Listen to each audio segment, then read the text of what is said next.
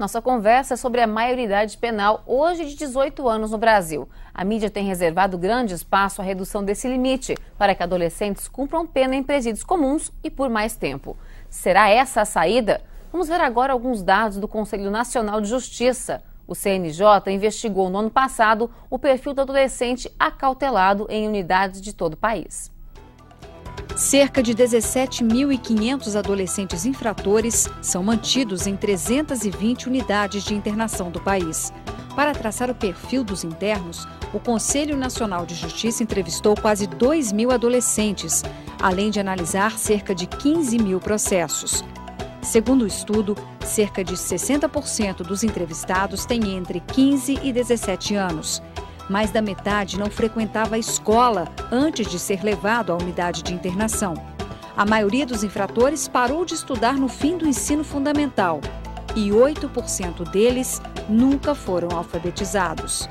Em relação à estrutura familiar, 14% dos infratores já tinham pelo menos um filho. 38% deles foram criados pela mãe e o pai. 7 em cada 10 adolescentes ouvidos pela Justiça se disseram usuários de drogas, especialmente maconha, seguida da cocaína e do crack. Ainda segundo o Conselho Nacional de Justiça, faltam vagas para o cumprimento de medidas socioeducativas de internação. 90% das unidades têm atendimento de psicólogos e assistentes sociais, mas médicos e advogados estão presentes em apenas 30%.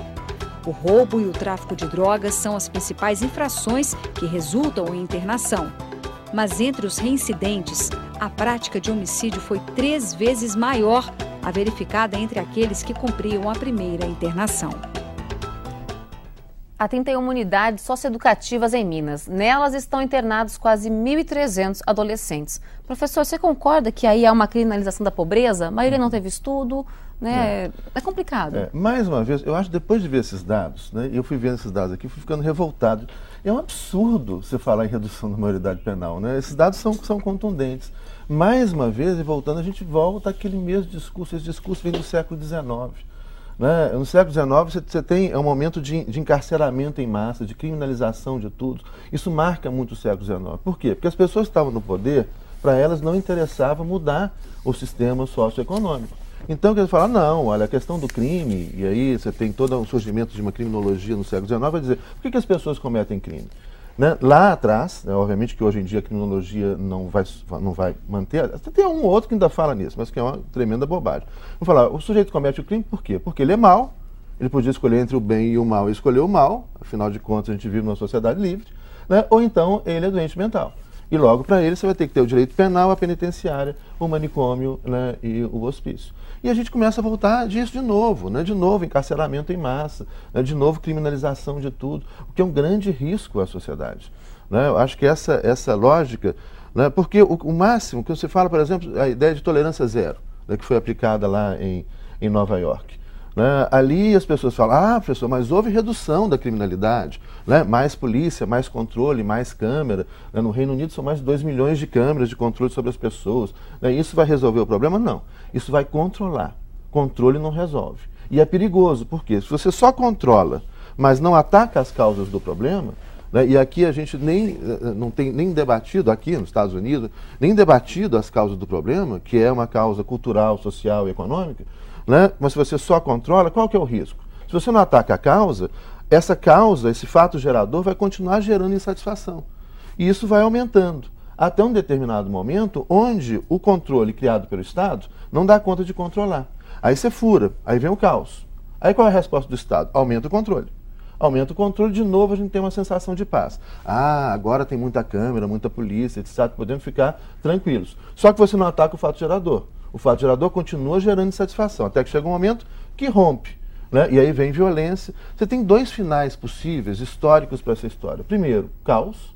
Né? Segundo, a total perda da liberdade, da privacidade, da intimidade. E a gente vai caminhando assim. Né? Quando a gente insiste em falar em redução da maioridade penal, admite lei que vai punir, maltratou animal, crime, né? Dirigiu com licor, crime, né? Deu palmada no filho, crime. Veja bem, eu não estou defendendo palmada, não estou defendendo dirigir, bebendo, não é isso que eu estou falando. Estou falando que a resposta não é a criminalização, né? Mas a resposta é apostar em outras coisas, apostar na ética, né? Apostar numa sociedade diferente, tem espaço para todo mundo, a gente precisa voltar a falar nisso, não é possível. Talvez a gente não está enxergando o caminho, porque acho que talvez para visualizar e exemplificar um pouco isso que o senhor está falando, um exemplo recente disso são os caixas eletrônicos, né? A gente está tendo uma onda de violência de bandidos explodindo caixas eletrônicos, e qual é a orientação da polícia? Retirem os caixas eletrônicos de supermercados, de farmácias. Então, acho que o caso da violência envolvendo o adolescente, o conflito com a lei, ele acaba sendo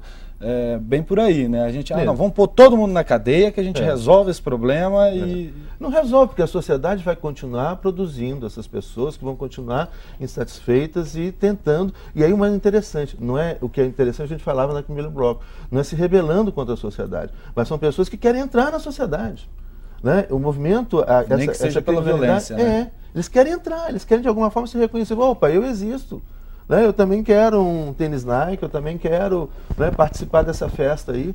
Né? Então, veja, não é um movimento contra essa sociedade, que é muito interessante, mas de entrar nela. Né? Para o professor, como usar esses momentos de extrema comoção social para criar um debate que não seja só populista, né? Porque, por exemplo, teve há um mês atrás, mais ou menos, aquele rapaz que foi morto num assalto por causa de um celular, e o autor do crime tinha 17 anos, 11 meses e 28 dias. E isso criou uma comoção geral, o Eloy sabe, né? E a sociedade ficou indignada, né? Mas como é que a gente pode aproveitar um momento desse para discutir, debater realmente? E não ficar só, vamos matar, vamos... O momento é uma oportunidade, né? Talvez o momento, depende de como a gente explora essa oportunidade. Eu lembro muito, eu lecionei durante 5 anos na Academia de Polícia Militar aqui de Minas Gerais, de 1987 até 91, eu criei o curso de Direitos Humanos lá. E eu lembro uma vez um curso, eu dava aula para o curso de formação de sargento, de oficiais, e eu lembro uma vez um sargento da Rotan, que virou para mim, da época do choque, batalhão de choque, falou: professor, se fizessem isso com o seu filho, eu falei, se fizessem isso com o seu filho, eu enlouquecia. E pegar esse cara, acabava com ele. Eu falei, você está sendo contraditório? Eu falei, não estou sendo contraditório. Uma coisa é, quando acontece com a gente, ou quando uma pessoa próxima, ou mesmo, e a gente deveria se sensibilizar com qualquer pessoa, né? Quando envolve a questão emocional, a gente reage emocionalmente. E essa reação emocional, né, ela não é positiva. A gente não pode viver numa sociedade onde as pessoas o tempo todo reajam emocionalmente com raiva, com ódio de tudo. Uma sociedade... Vira o bang-bang. A sociedade no ódio era o nazismo, é o fascismo, é Hitler. Essa é a sociedade do ódio. A gente não quer isso. A gente quer um Estado de Direito, onde as pessoas respeitam o direito, a lei, né, e de todo mundo.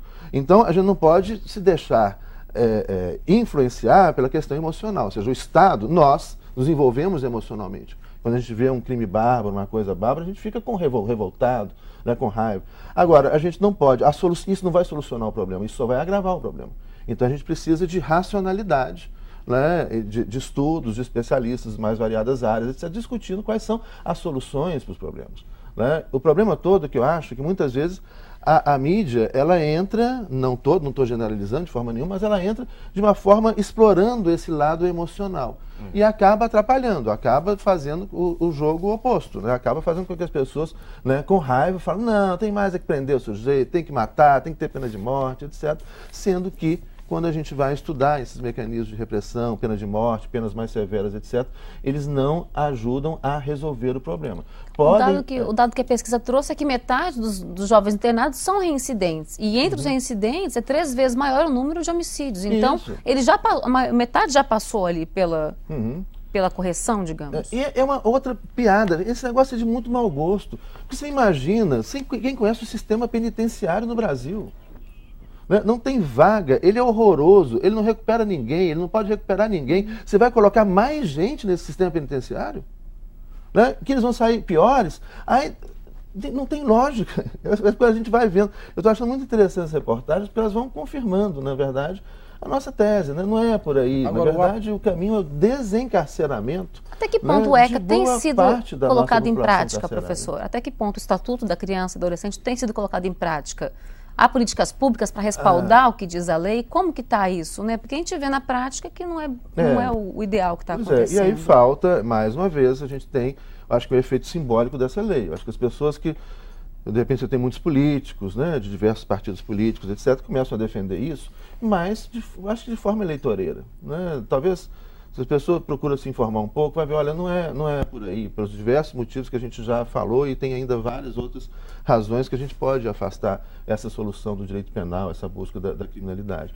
E talvez não, e efetivamente as políticas, né, que estão estabelecidas com base na nossa Constituição, a Constituição fala que tem que ter educação para todo mundo, tem que ter saúde para todo mundo, tem que ter direito à moradia, inserção social, distribuição de renda, etc.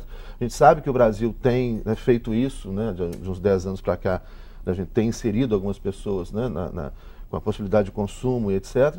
Mas, por exemplo, o Estatuto da Criança e do Adolescente, a implementação é muito pequena. Né? Eu comentava aqui no intervalo um fato que aconteceu comigo. A gente tem no Polos um programa de formação de professoras e professores da rede de primeiro grau. Né? E nesse programa a gente discute a questão da violência na escola, entre as crianças, professor, criança, família, criança, professor, etc. A questão das drogas, a questão do bullying, etc. E eu estava fazendo uma palestra de abertura do curso em Betim, quando então entra uma professora chorando, né? Isso tem uns 2 anos, e preocupada. Eu interrompi a palestra, já era quase 10 horas da noite, o que aconteceu? Falou, prenderam um aluno nosso, 13 anos, e levaram aqui para a delegacia do bairro PTB. Eu falei, então vão todo mundo para lá, nós estamos falando de violência. Aí baixou eu com 40 professoras, né, lá na delegacia do bairro, estava o detetive, na hora o detetive desceu, o que está acontecendo e tudo. E eu falei, eu me identifiquei, eu sou advogado e tem uma criança que foi trazida para cá, isso é inconstitucional, isso é ilegal, né, isso é absolutamente irregular. Ela não pode estar aqui, o delegado não está aí, não posso liberar, mas entra aqui, doutor, para você ver como é que está a situação. E eu entrei lá, né, tinha, além dessa criança, tinham várias outras crianças, e segundo o detetive na época, isso tem uns 2 anos, tinha uma criança que estava lá há 7 meses, né, numa jaula. Né. Então, o que punir mais? Né? Olha o que a Polícia Militar de São Paulo faz. Né? Quer pena de morte, mas já não tem, e vai resolver. Então, acho que tem que parar, eu acho que a gente pode reverter ou aproveitar essa oportunidade de discussão para fazer a sociedade refletir a respeito das soluções do problema. Mesmo aquelas pessoas que têm raiva, que sofreram problemas de perto, etc., elas devem pensar que eu quero solucionar o problema.